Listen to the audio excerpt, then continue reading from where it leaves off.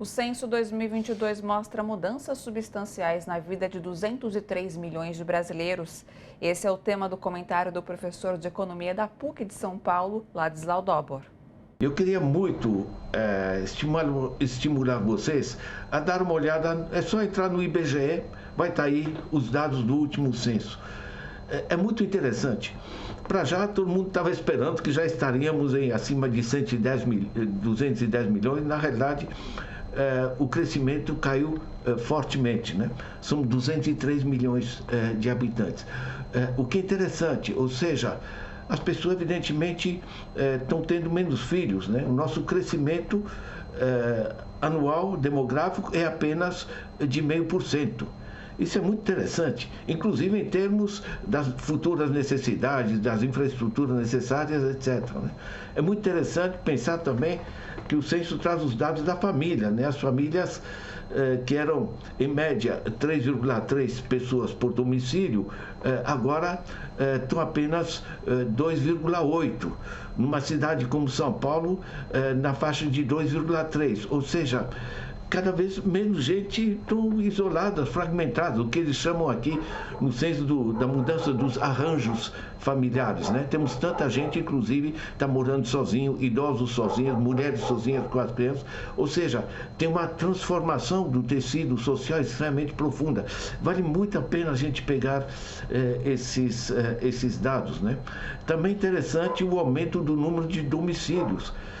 Em 12 anos, desde o último censo, 2010, nós aumentamos 34%, construímos um monte de casas, 34%, ou seja, temos 90 milhões de domicílios hoje. Agora, vejam que na utilização dos domicílios, nesses 90 milhões, nós temos 11,4 milhões de domicílios que estão vazios. Nós temos déficit habitacional, né, de 6 a 7 milhões, temos gente dormindo na rua e temos 11 milhões de domicílios, mais de 11 milhões de domicílios que estão vazios permanentemente, tá? Se vocês acrescentam os que são de uso ocasional, de vez em quando as pessoas usam, que passam a maior parte do tempo vazios, são mais 6,3 milhões, ou seja, 18 milhões de domicílios subutilizados e gente dormindo na rua. É muito interessante isso, né? Na França, por exemplo, estão tocando imposto em cima de residências secundárias não utilizadas, o cara ou vende para usa ou vende para quem vai utilizar, não é? É muito interessante pegar esse tipo de dados. Peguem, por exemplo, os dados sobre os municípios até 10 mil habitantes, né? São 44% dos domicílios, dá 2.495 municípios. São cerca de 13 milhões de pessoas moram em pequenos municípios. Isso exige políticas descentralizadas, exige assegurar a conectividade online para poderem se administrar em redes, sistemas intermunicipais, né?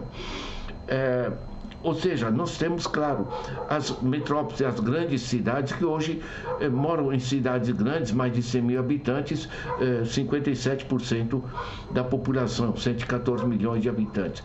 Então, pense nessas diversas dimensões, né? Dados sobre mudança do comportamento das famílias, tem menos filhos, os arranjos familiares, a dispersão do espaço urbano, né? O que no censo chamam de espalhamento do tecido urbano, né? A mudança da sociabilidade entre as pessoas, tudo isso aí aparece de maneira diferente, né? Então, dar um recuo, pensar isso, peguem aí, IBGE, vocês vão logo encontrar aí os dados do último censo, vale a pena.